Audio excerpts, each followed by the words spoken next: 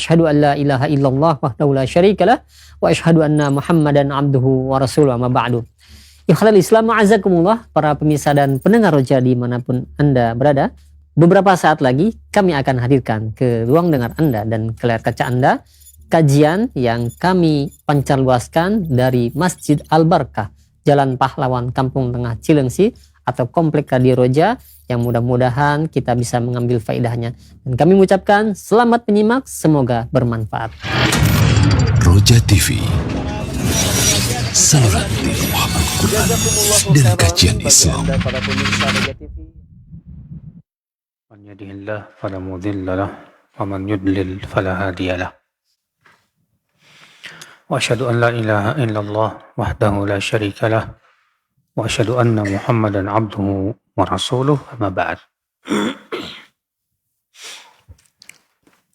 Kita lanjutkan saudaraku seiman fikih al-adiyah wal adhkar, masih di bab yang ke-21 tentang urgensi berilmu tentang nama dan sifat Allah. Kenapa penting sekali kita mempelajari asma wa sifat.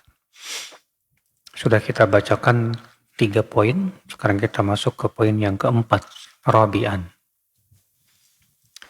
Kata beliau, anna ahada arkanil iman as-sittah bal afdaluha wa asluha al-imanu billah.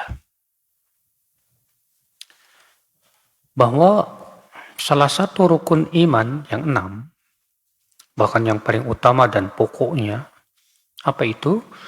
Itu beriman kepada Allah. Ya, rukun iman ada 6. Yang pertama, iman kepada Allah Subhanahu wa ta'ala.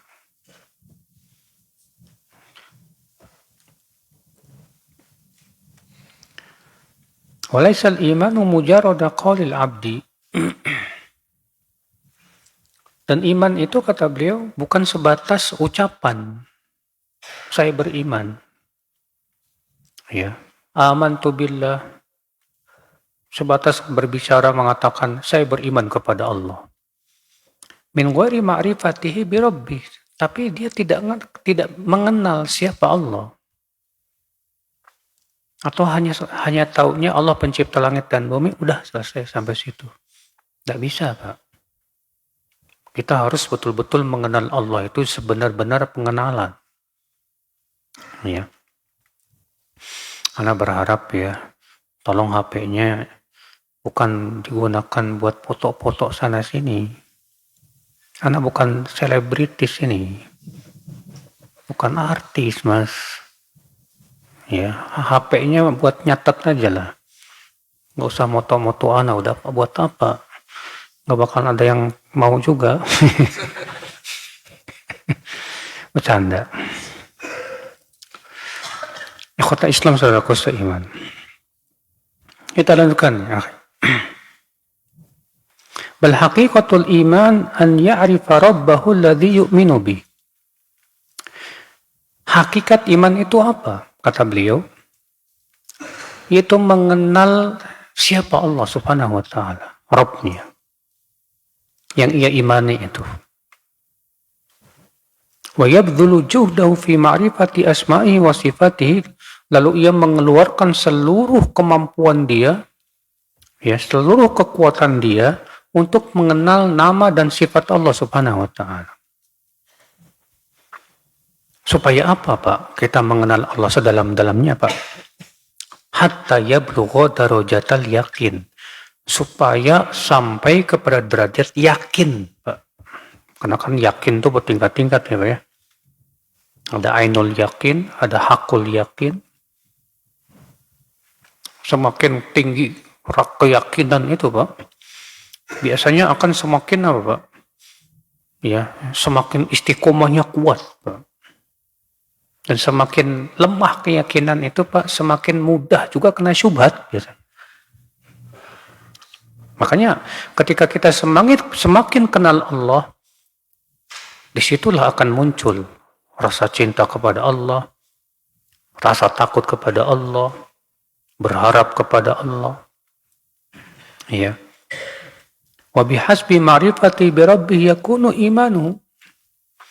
Dan keimanan itu sesuai dengan derajat pengenalan dia kepada Allah. Semakin kenal kepada Allah, semakin kuat imannya.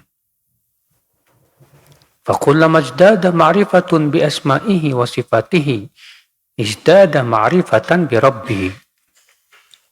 Setiap kali bertambah, ya izdada ma'rifatan, bertambah pengetahuan dia tentang nama dan sifat Allah, maka bertambah juga ya keimanan dia kepada Allah Subhanahu wa taala. Namun yang harus diingat tentunya Pak, dalam mengenal nama dan sifat itu pahami dengan baik. Dengan cara apa? Yang pertama, melihat penjelasan para ulama. Misal Muhaimin, apa artinya? Cari pertama secara bahasa Arab artinya apa, penafsiran para ulama apa saja. Iya. Kemudian konsekuensi daripada nama tersebut apa yang bisa kita amalkan dari nama tersebut. Wa kullama naqasa naqas, semakin kurang pengetahuannya tentang Allah, semakin berkurang juga keimanan dia. Makanya Pak, orang-orang yang menolak sifat-sifat Allah, pasti Pak, nilai ibadahnya pun juga kurang. Antum minta ampun sama Allah karena antum punya keyakinan bahwa Allah itu Maha Pengampun, ya kan? Lah kalau misalnya kayak orang Asy'ariyah itu hanya menetapkan 20 sifat. Tidak ada dalam 20 sifat itu Allah Pengampun. Atau kaum Jahmiyah yang menolak seluruh nama dan sifat Allah.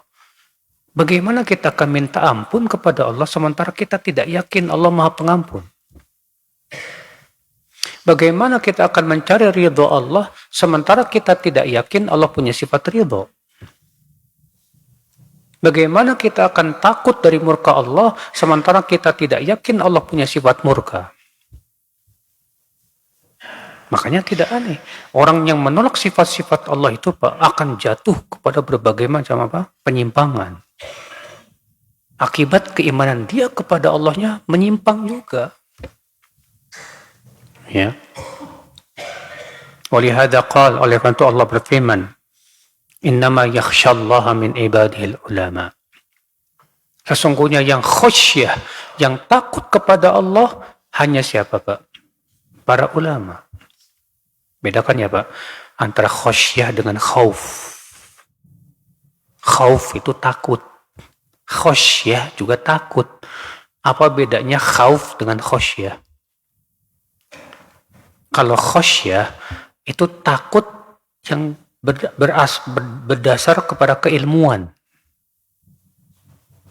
Kalau khauf sebatas takut saja. Ayatnya bunyinya apa? Innama yakhsyallaha min ibadil ulama. Sesungguhnya yang khasyah kepada Allah dari hamba-hambanya hanyalah ulama. Kalau orang yang bukan ulama takut sama Allah, takut Pak. Cuman bukan khasyah namanya. Kalau orang yang bukan ulama takut kepada Allah, tapi khauf namanya Pak. Iya. Qala Ibnu Katsir, ay innama yakhsyahu haqqa khasyatil ulama al-arifuna bih. Arti ayat ini, kata beliau, bahwa orang yang betul-betul khasyah kepada Allah, takut kepada Allah dengan sebenar-benar takut adalah para ulama. Li'annahu kullama kanatil ma'rifatu lil 'azimil qadiril 'alimil mawsufi bi sifatil kamal al-man'uti bil asma'il husna. Kullama kanatil ma'rifatu bi atam wal ilmu bi akmal. Karena semakin dia ilmunya tentang Allah sempurna, maka semakin juga keimanannya pun sempurna kepada Allah Subhanahu wa taala. Demikian pula rasa takut pun juga semakin sempurna kepada Allah Subhanahu wa taala. Makanya kalau ada orang yang diulamakan, dianggap ulama, tapi kok nggak ada rasa takutnya sama Allah. Ya. nggak peduli halal haram, ya, joget-joget, campur baur sama perempuan, dan yang lainnya. Apa seperti ini bisa dikatakan ulama, Pak? Hakikat ulama itu yang takut kepada Allah Subhanahu wa Ta'ala. Waqad jama'a hadzal ma'na ahadus salaf fi ibaratin mukhtasarah. Salah satu salaf dahulu mengumpulkan ini semua dalam sebuah ungkapan. Man kana billahi a'raf kana lahu akhwaf. Semakin kenal kepada Allah, semakin takut kepada Allah. Iya. Nah ini akhi, jadi tujuan kita mengenal Allah itu supaya menimbulkan tadi Pak, rasa takut, rasa cinta, rasa berharap. Itu tujuan daripada kita mengenal Allah Subhanahu wa Ta'ala. Khamisan, yang kelima, annal ilma bihi ta'ala aslul asya'i kulliha. Bahwa berilmu tentang Allah adalah pokok segala sesuatu. Berilmu tentang Allah itu pokok segala sesuatu. Hatta innal arifa bihi haqiqatal ma'rifah yastadillu bima arafa min sifati wa af'ali ala ma yaf'aluhu wa ala ma yusyarri'uhu min al-ahkam. Sehingga orang yang paham banget Pak, mengenal Allah itu, dia bisa berdalil dengan asma wa sifat untuk mengenal sebuah hukum. Ya. Sebatas dari nama dan sifat Allah Subhanahu wa Ta'ala, dia paham tentang suatu hukum. Saudaraku seiman, rahimani wa rahimakumullah jami'an. Contoh misalnya Pak, Allah Subhanahu wa Ta'ala, ya, di antara nama dan sifatnya apa? Al-Ghafur, yang Maha Pengampun. Ya. Ketika seseorang membaca firman Allah, illal ladzina tabu min qabli an taqdiru alaihim fa'lamu annallaha ghafurur rahim.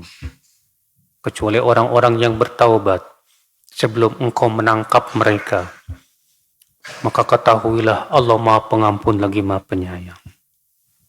Ayat ini berhubungan tentang apa Pak? Sebelumnya. Itu tentang orang-orang yang berbuat keonaran di muka bumi. Lalu Allah menyebutkan bahwa kecuali orang yang bertaubat sebelum engkau menangkap mereka, maka Allah Maha Pengampun lagi Maha Penyayang. Dari kata-kata Maha Pengampun dari Maha Penyayang, tersirat di situ sebuah hukum. Bahwa orang seperti ini tidak terkena hukum had. Karena Allah menutupnya dengan firman-Nya apa? Karena sesungguhnya Allah Maha Pengampun lagi Maha apa? Penyayang. Ikhwata Islam saudaraku seiman rahimani wa rahimakumullah jami'an.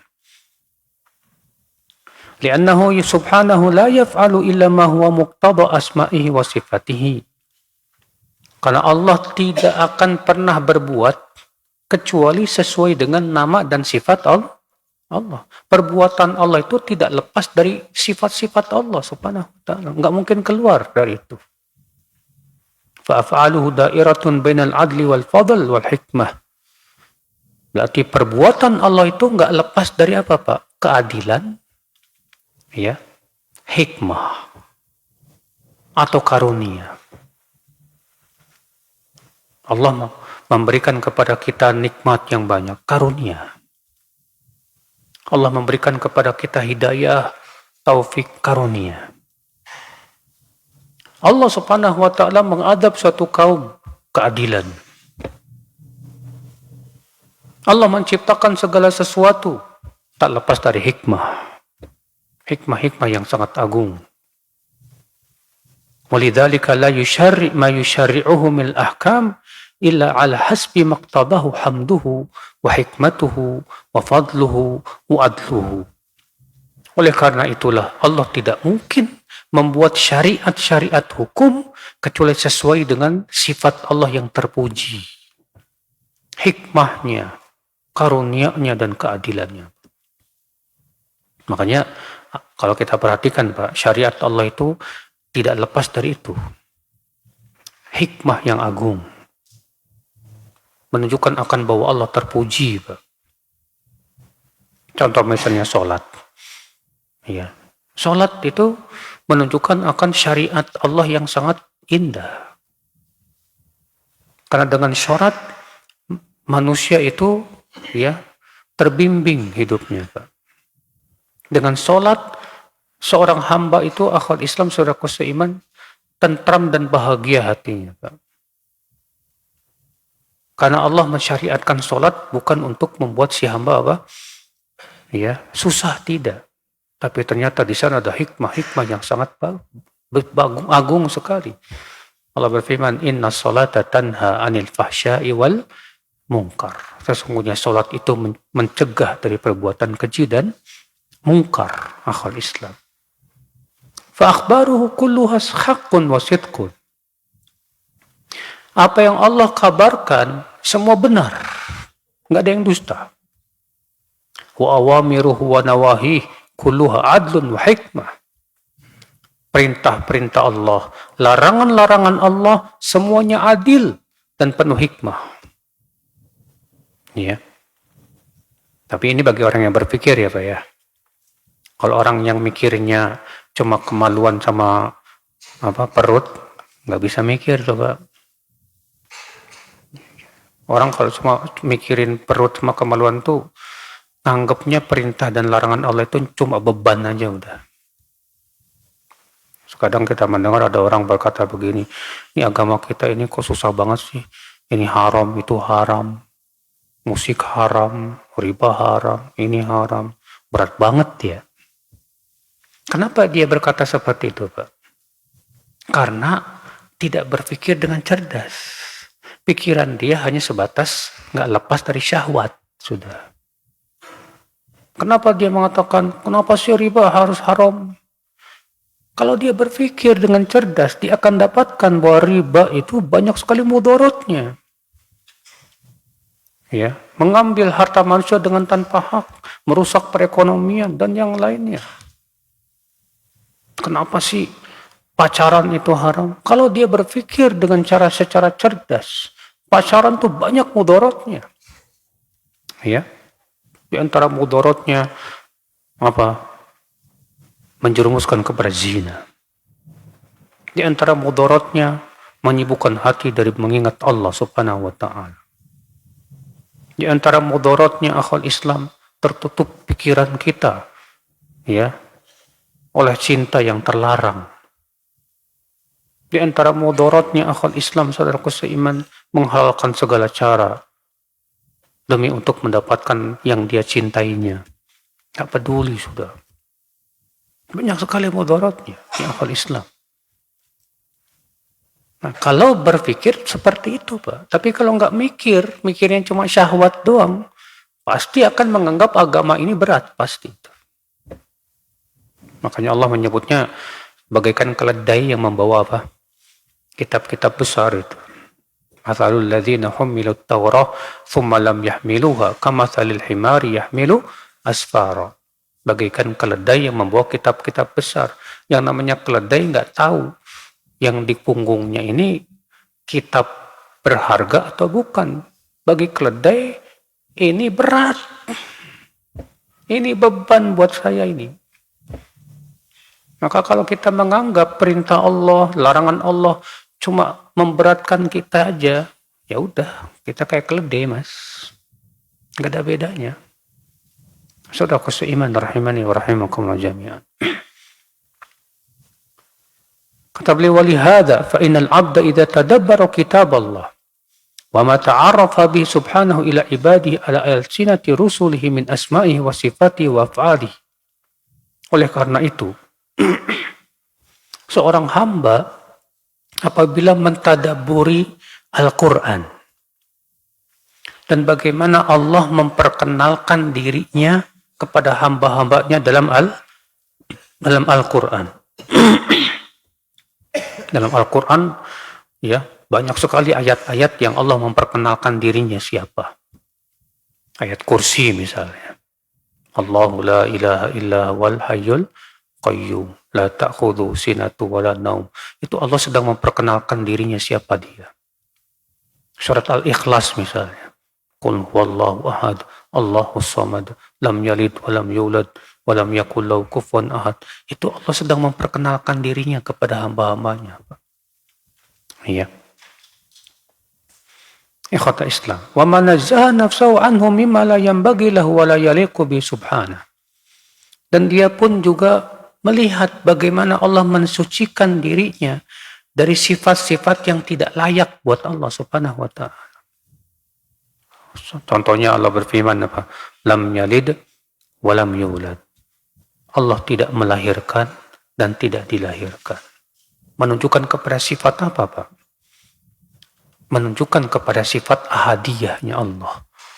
Karena Allah mengatakan di awalnya Pak, Qul huwallahu ahad.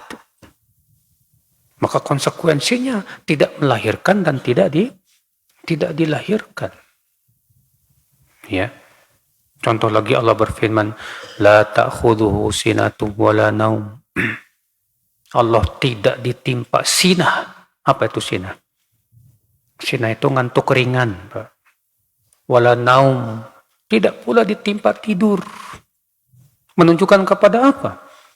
Menunjukkan kesempurnaan hidupnya Allah dan qayyumiyahnya Allah Subhanahu wa taala. Allah berfirman, wala ya'uduhu hifdhuhuma. Dan tidak berat bagi Allah untuk menjaga keduanya, itu langit dan bumi. Menunjukkan apa, Pak? Kesempurnaan qayyumiyahnya Allah Subhanahu wa taala. Ya.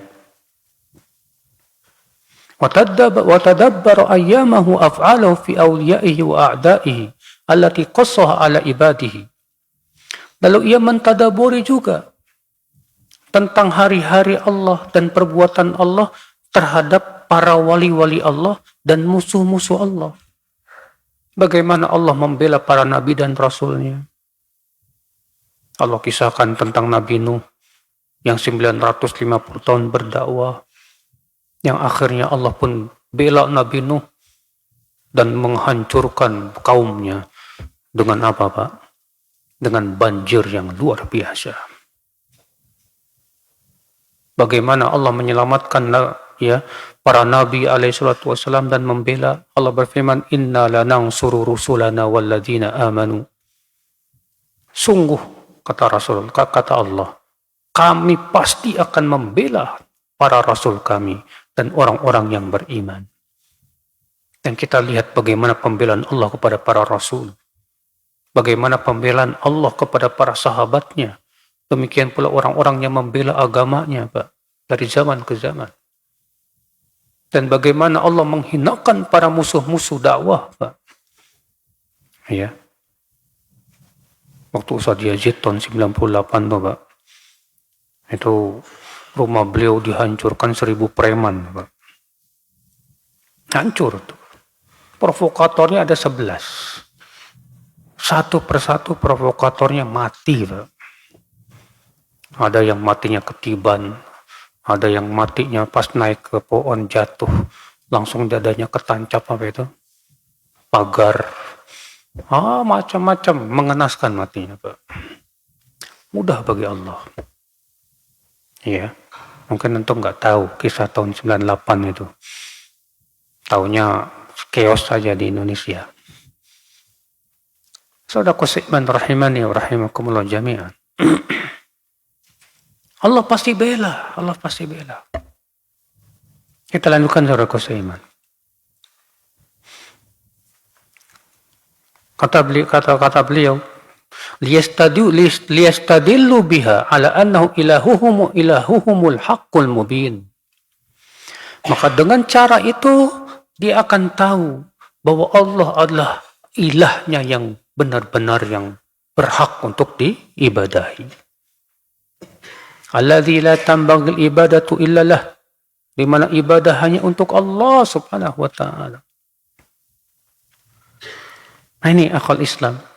Fahadhi khamsatu asbabin azimah tadullu ala fadlil ilmi bi asma'ihillahi wa sifatihi. Ini dia 5 sebab yang menunjukkan betapa pentingnya kita untuk mempelajari asma wa sifat. Asmaul husna kita pelajari. Baca ya bukunya Syekh Abdul Razak juga yang berjudul Fiqhul Asma'il Husna. Fikih Asmaul Husna. Iya, itu buku bagus banget tuh Pak. Menjelaskan tentang fikih dan bagaimana kita memahami Asmaul Husna. Disebutkan kaidah-kaidahnya, kemudian penafsiran setiap nama-nama Allahnya, ya, dengan dibawakan perkataan para ulamanya. Dan alhamdulillah itu buku sudah diterjemahkan ke bahasa Indonesia. Ya, judulnya Fikih Asmaul Husna. Penting, beli itu Pak. Baca. Kenapa?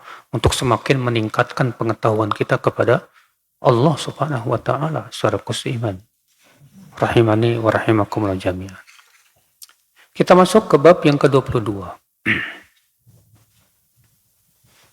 Iqtida'ul asma'i was sifat li athariha min al-ibadu min ubudiyyati lillah.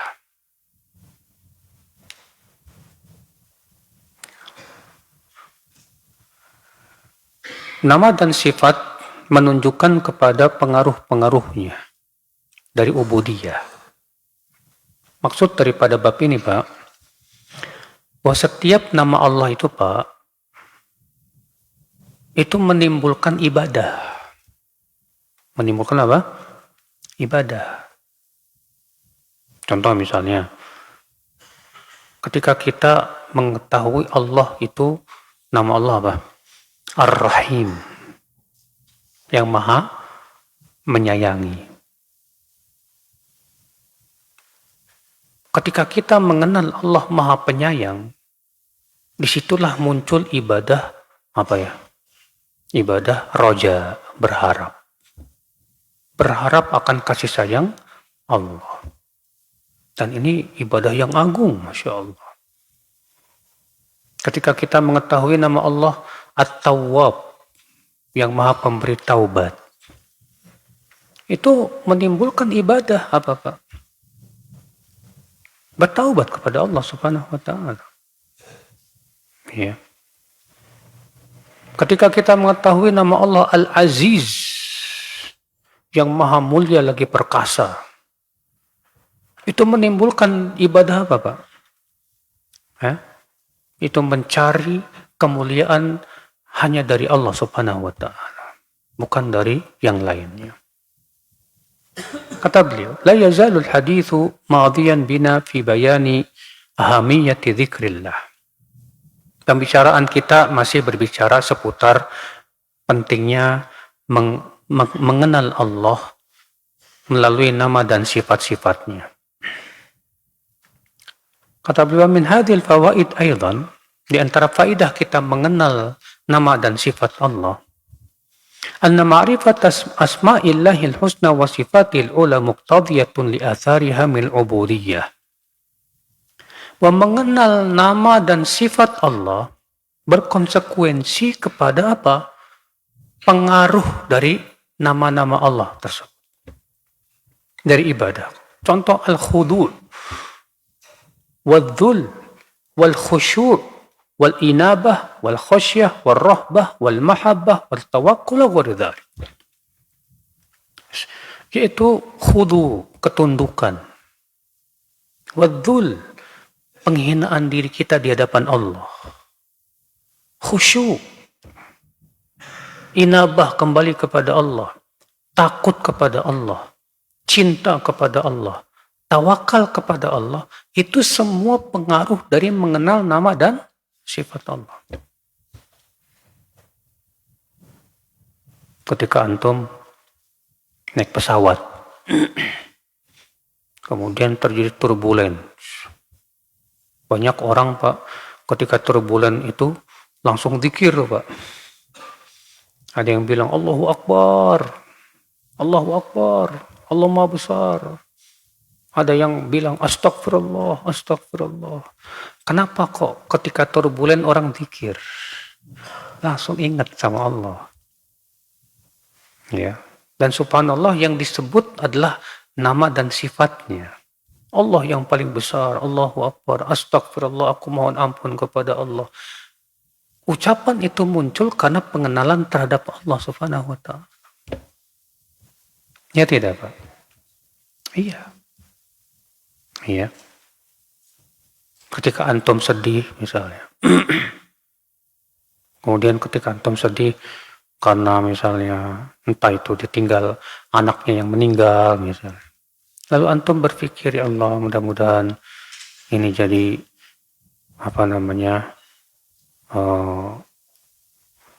penyelamat saya dari api neraka, ya Allah. Lalu antum sabar. Kenapa antum bisa sabar? Karena antum mengenal Allah. Karena Allah sudah berjanji dalam Al-Quran akan memberikan pahala besar kepada orang yang sabar. Disitulah karena kita mengenal Allah muncul kesabaran. Coba kalau nggak kenal Allah, lihat orang-orang kafir yang nggak mengenal Allah, apa mereka sabar? Enggak. Makanya mereka banyak, Pak, ya, yang namanya bunuh diri itu di negeri-negeri Barat santu banyak itu, Pak. Kenapa? Karena tidak mengenal Allah Subhanahu wa Ta'ala. Kalau orang yang mengenal Allah ditimpa musibah, sabar, tegar.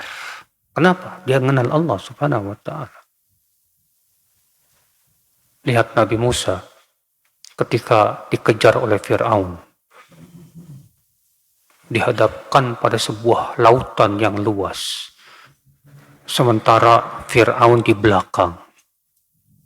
Akhirnya kaumnya Nabi Musa, Bani Israel, kebingungan. Apa kata Bani Israel? Inna lamudrakun. Kita bakalan ketangkep sama mereka. Nabi Musa karena keimanannya luar biasa, apa kata Nabi Musa? Kalla. Inna ma'iya rabbi sayahdi. Tidak, sekali-kali tidak. Sesungguhnya Allah bersama kita. Pasti Allah akan memberikan petunjuk. Kalau keyakinan itu luar biasa, Pak. Dan ternyata benar. Allah menyuruh Nabi Musa memukulkan tongkatnya ke laut. Maka terbelahlah laut itu, Pak. Masya Allah. Bagaimana Nabi Muhammad SAW ketika berada di Gua Thaur, yang waktu itu perjalanan mau hijrah, bersembunyi dulu di Gua Thaur. Rupanya orang-orang musyrikin bikin sayembara, siapa yang bisa menangkap Muhammad hidup atau mati, maka diberikan hadiah 100 ekor unta. Wah, itu mereka bertebaran. Nah, di antara kaum musyrikin ada yang naik ke Gua Thaur. Persis di atas Gua Thaur. Kalau dia ngelihat ke bawah, pasti ngelihat Rasulullah dan Abu Bakar. Dan saat itu Abu Bakar ketakutan, benar. Sedihnya minta ampun. Apa kata Rasulullah?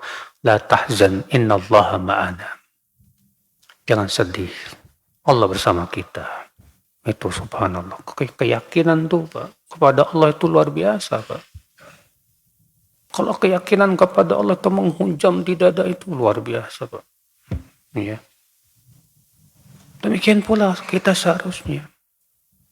Ketika kita usahanya mulai seret rezeki ini, yakin Allah pasti kasih rezeki. Nggak usah khawatir.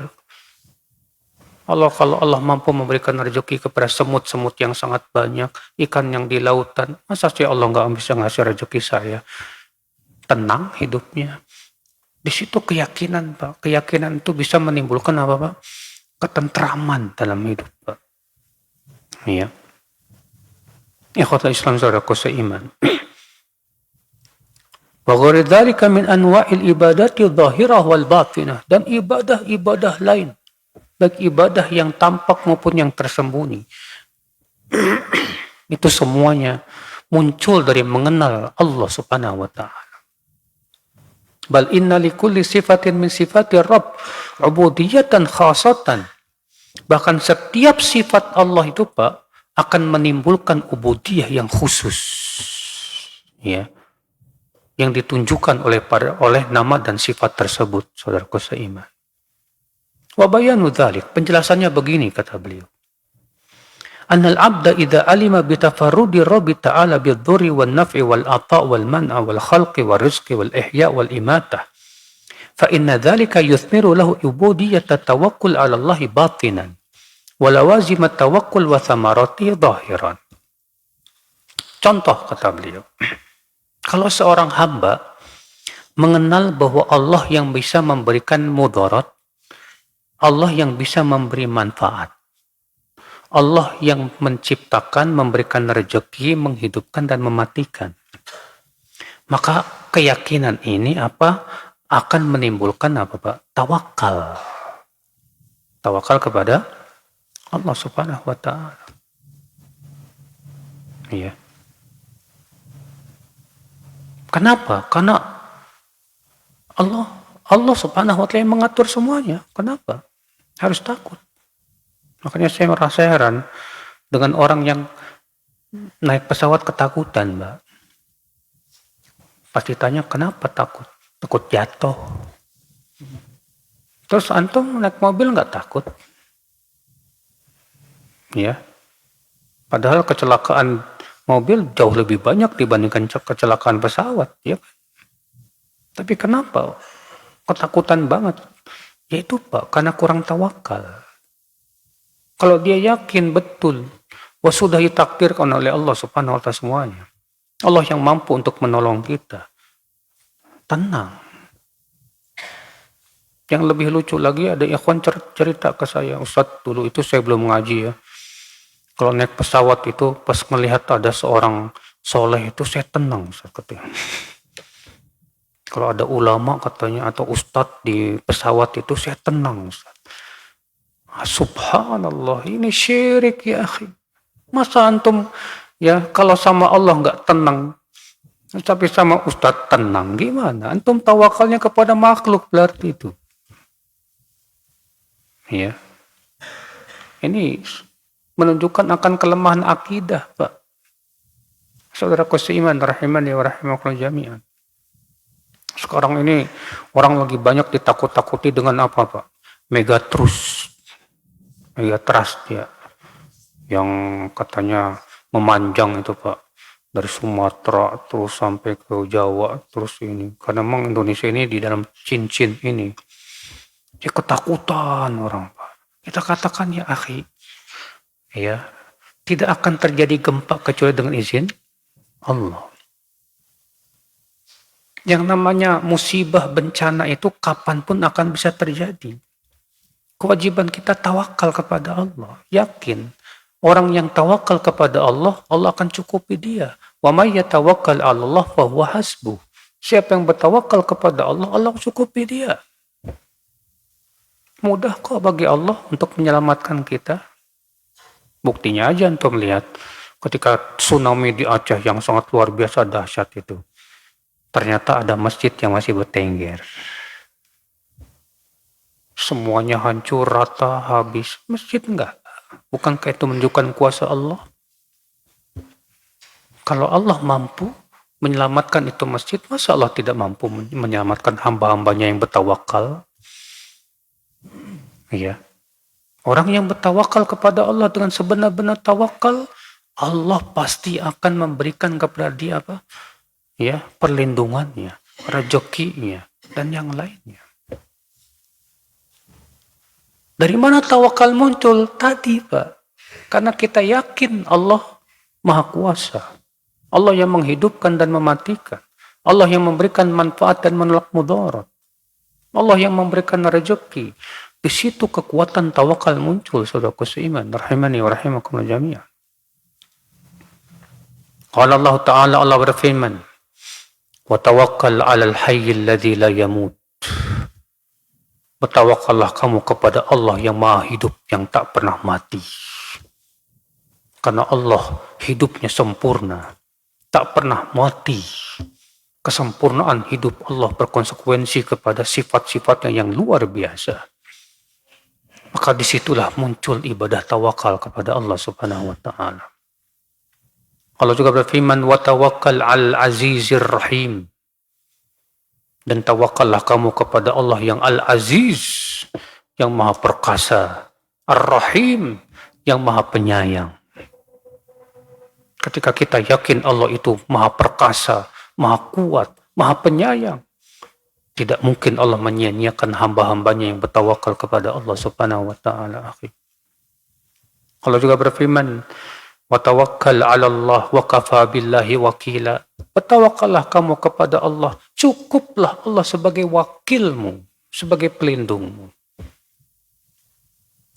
Di sini akhi, muncul kekuatan tawakal. Orang kalau tawakalnya semakin sempurna, maka dia masuk surga tanpa hisab dan adab. Makanya sifat orang yang masuk surga tanpa hisab dan adab bagaimana?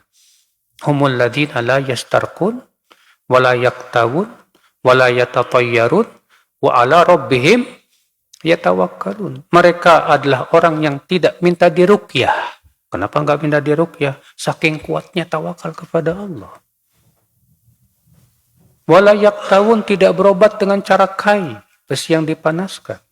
Wala yatatayyarun, tidak menganggap sial suara burung atau yang lainnya. Kenapa tidak tatayur? Saking kuatnya tawakal kepada Allah. Wa ala rabbihim yatawakkalun, dan mereka hanya bertawakal kepada Allah. Ternyata sifat orang yang masuk surga tanpa hisab dan adab, Pak, itu orang yang sempurna tawakalnya kepada Allah Subhanahu wa taala.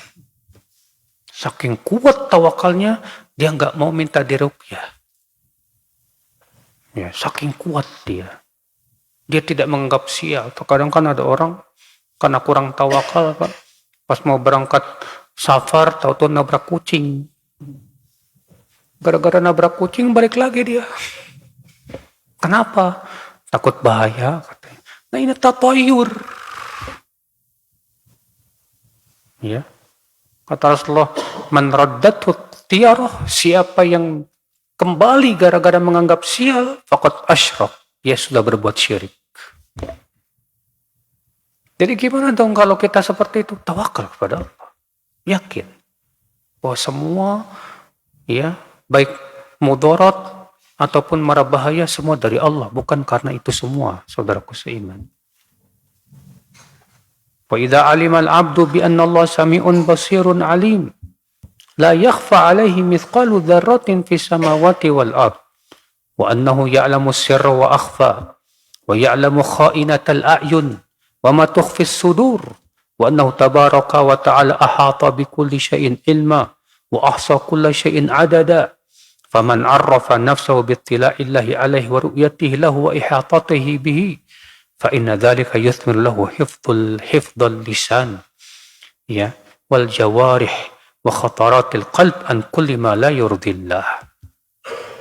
Contoh yang kedua misalnya, kalau si hamba yakin, Pak, Allah itu maha mendengar, maha melihat, maha mengetahui, tidak tersembunyi bagi Allah sebesar biji sawi pun di langit maupun di bumi.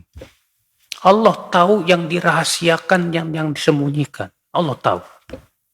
Allah tahu mata yang suka jelalatan berkhianat. Allah tahu. Allah tahu apa yang disembunyikan di dada kita. Allah tahu.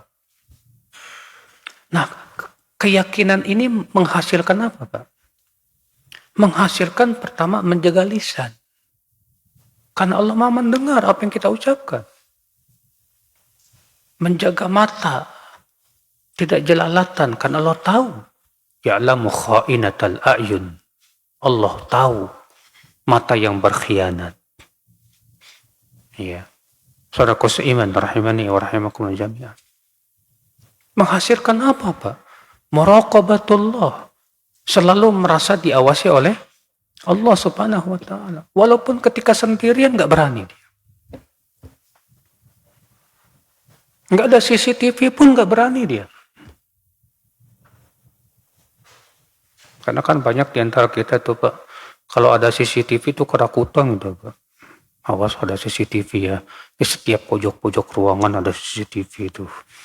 Waduh, kalau tahu ada CCTV, oh, Masya Allah, takut rasanya. Pas nggak ada CCTV, wah, kayak bebas gitu, Pak.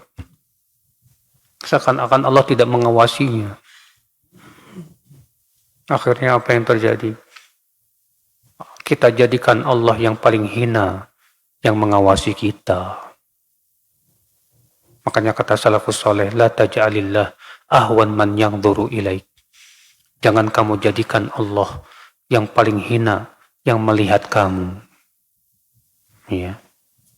Saudaraku seiman, rahimani wa rahimakumullah jami'an. Nah ini akhir. Allah berfirman, alam ya'lam bi anna Allah yara? Bukankah ia tahu? Tidakkah dia tahu bahwa Allah melihat? Allah juga berfirman, inna rabbaka labil mirsad. Sesungguhnya Rabbmu selalu mengawasi kamu. Hati-hati. Kamu diawasi oleh Allah Subhanahu wa ta'ala. Kalau CCTV bisa error, tapi pengawasan Allah nggak bakalan error, Pak. Semua tercatat rapi, dicatat oleh malaikat, dan akan kita lihat hasilnya nanti pada hari kiamat, Pak. Iya. Allah berfirman, i'malu ma syi'tum, innahu bima ta'maluna basir. Silahkan kamu melakukan apa yang kamu mau, tapi ingat, sesungguhnya Allah melihat perbuatan kamu. Iya. Allah berfirman, wa'lamu anna Allah ya'lamu ma fi anfusikum fahdharuh. Ketahuilah, Allah tahu apa yang ada pada diri kamu, maka waspadalah kamu. Masya Allah, Bapak sekalian. Allah tahu tentang hati kita, tentang apa yang disembunyikan oleh hati kita, berupa sombong, berupa ujub, berupa dengki. Ya, Allah tahu. Fala raiba anna hadzal ilma yurithu 'inda al-'abdi khasyyatallah wa muraqabatahu wal iqbala 'ala ta'atihi wal bu'da an manahi. Maka tidak ragu lagi ketika seorang hamba yakin bahwa Allah mendengar, melihat, tidak tersembunyi bagi Allah sedikit pun, maka menimbulkan rasa takut kepada Allah Subhanahu wa ta'ala. Senantiasa merasa diawasi oleh Allah Subhanahu wa ta'ala. Ya. Dan senantiasa berusaha untuk khusyuk dalam sholatnya, Pak. Karena Allah tahu hati kita ini khusyuk apa enggak. Ya. Sungguh-sungguh dia dalam menaati Allah, menjauhi maksiatnya. Berkata Ibnu Rajab, rawada rajulun imra'atan fi falatin laylan, fa'abat, faqala laha, ma yarana illa al-kawakib, faqalat, fa'ina mukawakibuha. Ada seorang laki-laki merayu seorang wanita di sebuah padang pasir untuk berzina. Tapi si wanita ini menolak. Lalu laki-laki ini berkata, tidak ada yang melihat kita kecuali bintang-bintang itu. Maka si wanita itu berkata, lalu di mana pencipta bintang-bintang itu? Ya, maksudnya pencipta bintang-bintang yaitu Allah melihat kita. Kalau kita tidak ada yang melihat, Allah yang melihat kita. Kadang sebagian ikhwan asik chattingan sama akhwat di media sosial sana. Ah, nggak ada yang tahu ini. Cuma kita berdua aja kok yang tahu. Lupa kalau Allah tahu. Lupa kalau di kanan kirinya ada malaikat yang mencatat. Ya akhal Islam, saudaraku seiman. Kadang kita lupa. Di kamar sendirian nggak ada yang lihat. Nonton apa? Aurat wanita. Ya, lupa. Ah, nggak ada yang lihat ini. Dan anehnya Pak, ketika pintunya bergerak, digerakkan sama istri langsung ketakutan. Jadi lebih takut sama istrinya daripada kepada Allah Subhanahu wa ta'ala. Subhanallah. Ya. Disinilah kata Ibnu Abbas. Kata Ibnu Abbas apa? Wahai ya sahibat dzambi. Wahai pelaku dosa, sesungguhnya di belakang dosamu ada yang lebih besar daripada dosamu itu. Rasa gembiramu ketika kamu bisa berbuat dosa lebih berat daripada dosa. Dan kamu lebih takut kepada angin ataupun pintu yang bergerak saat kamu berbuat maksiat. Itu lebih berat daripada dosa. Ya. Ikhwatal Islam saudaraku seiman.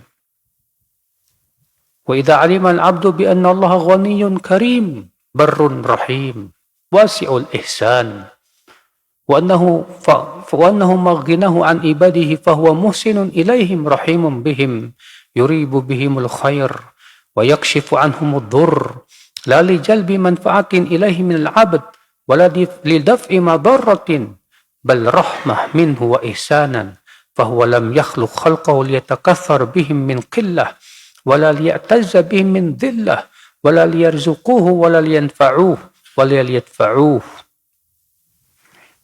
Apabila seorang hamba, Pak, kata beliau, yakin Allah itu maha kaya, sudah kaya dermawan, penyayang, banyak perbuatan baiknya kepada hamba-hambanya. Dan Allah pun senantiasa memberikan kebaikan kepada hambanya, bukan karena Allah butuh kepada hambanya, tapi karena semata-mata kasih sayang saja. Apa yang terjadi, Pak, kalau seperti itu? Ya, maka disitulah akhi akan muncul ibadah roja, berharap. Allah maha kaya. Allah subhanahu wa ta'ala dermawan sekali kepada hamba. Sahhaun billail. Senantiasa Allah berinfak kepada hamba-hambanya. Dan tak pernah habis-habisnya, Pak, kekayaan Allah subhanahu wa ta'ala. Sampai kata Allah dalam hadis qudsi, ya ibna Adam, lau anna awwalakum wa akhirakum, insakum wa jinnakum, qamu fi sa'idin wahidin, fasa'aluni, fa'ataitu kulla wahidin mas'alatah, ma naqasa mimma indi, illa kama yanqusul mikhyat, idha udkhilal bahra. Hai anak Adam, kalaulah generasi awal kalian sampai generasi akhir kalian, manusia dan jin kalian, semuanya berkumpul di sebuah tempat, dan semuanya minta kepadaku, dan semuanya aku kabulkan permintaannya, itu tidak mengurangi kekayaanku, kecuali seperti berkurangnya lautan ketika dimasukkan padanya jarum. Mantu masukin jarum ke lautan, berkurang nggak lautnya, Pak? Seperti itulah kekayaan Allah subhanahu wa ta'ala. Berarti kalau kita yakin Allah maha kaya, Pak. Allah sangat sayang kepada hambanya. Allah dermawan kepada hamba-hambanya. Maka disitulah akal Islam muncul ubudiyah kepada Allah subhanahu wa ta'ala. Untuk senantiasa, ya akhi, ya, berkeluh kesahnya kepada Allah saja, bukan di Facebook. Ada orang berkeluh kesahnya kok di Facebook. Akhi, kata sebagian ulama, orang yang berkeluh kesah kepada makhluk itu sama saja mengadukan perbuatan Allah kepada makhluk yang lemah, Pak. Antum lagi syarat rezeki, terus ngadu ke orang. Itu sama saja antum melaporkan perbuatan Allah kepada manusia. Apa manfaatnya? Manusia nggak bisa apa-apa. Manusia nggak bisa memberikan manfaat, nggak bisa berikan mudarat. Manusia cuma bisa ngedoain kamu, mudah-mudahan Allah berikan kepada kamu. Ya akhi, saya merasa heran dengan orang yang berkata begini, Ustadz, saya kalau curhat sama orang tuh plong, Ustadz, dada rasanya. Kata saya, kok kalau curhat sama Allah nggak plong ya? Kalau curhatnya sama manusia baru plong. Ini gimana ini? Dahulu Nabi Yakub berkata, innama ashku bathi wa husni ilallah. Sudah masuk isya belum? Udah ya? Ya, fadhal adzan.